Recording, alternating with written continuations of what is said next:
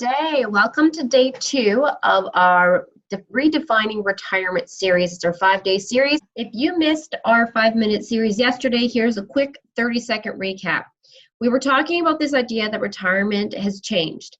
In years ago, we had a really stable stool to stand on when it came to retirement.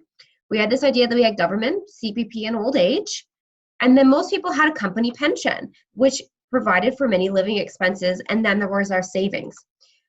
The structure allowed for us to have the governments and the pensions provide for all of our basic living expenses. So it should keep the lights on, it should provide for our groceries, it should keep up with just day-to-day living to keep us either in our homes or in a comfortable place to live. Then the savings that we had on the side were really this extra money, this legacy, this fun money. But here's what's happened over the years. There's no more company pensions for majority of Canadians. What's that's left is in quite a wobbly position where the government CPP and old age needs to provide for all of our basic living expenses because our savings, which is now most of the time within the markets, has to provide for the additional income, the extra, the legacy, the fun, everything else. It's got all the other pressures of the world on it.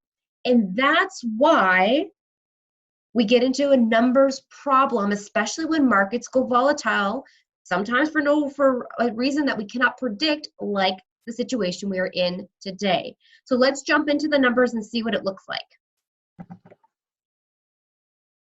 Okay, so here's how this works. If we retire and all we have is CPP and old age, and then we have a bag of money to rely on, here's what $1 million could look like in a real life situation and how people will typically plan and how this can work out. You've got $1 million, you want to pull out $100,000 a year of income.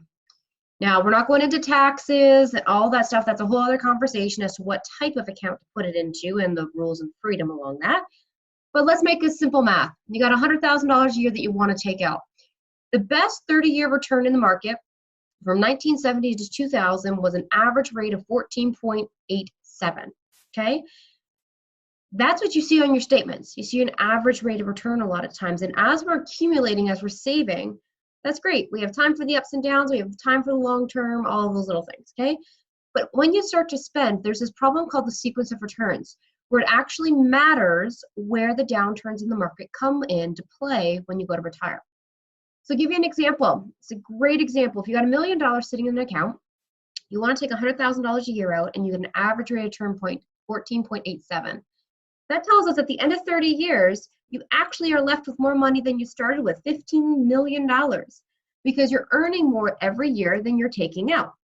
$100,000 on $1 million would be about 10%. Well, if you're making 14.87, you're obviously going to be accumulating still in this account.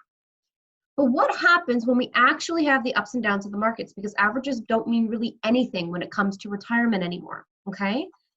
We put the historical rates on. The average rate of return from 1970 to 2000 was still 14.87. But here's the problem. As soon as you get a downturn in the market, which will happen, no one could have predicted this coronavirus coming about and how it would impact the markets. And I guarantee you, if you're going to be retired for more than 5 years, and you're going to be in the stock market, you're going to have a downturn. It's going to happen. Just someone that we don't know where it's going to come from sometimes, okay? After 2 years of downturn in the market, taking out your $100,000, you notice your account is now down to half of what it was, just by 2 years of downturn, okay? What this is telling us is with the actual ebbs and flows of the market, you would actually run out of money at year 14. It's not going to last you 30 years. Now let's take this one step further. If you were the typical investor, particularly if you're a do-it-yourselfer, and your behavior and your concerns for losing that much money come into play, once your account is down to half of what it was 4 or 5 years ago, are you inclined to stay in the market? Are you more likely to sell quite a bit of it, at least if not all of it, maybe get into a GIC? Okay, so let's give you the benefit of the doubt and say GICs are paying 3%. If you, after 2 years of downturn, all of a sudden say, I'm not in, I'm out, I'm too scared, this is making me too nervous, you go to 3% and you miss that 1 year of the uptick, your account now is gone by year 11. What do you do after that?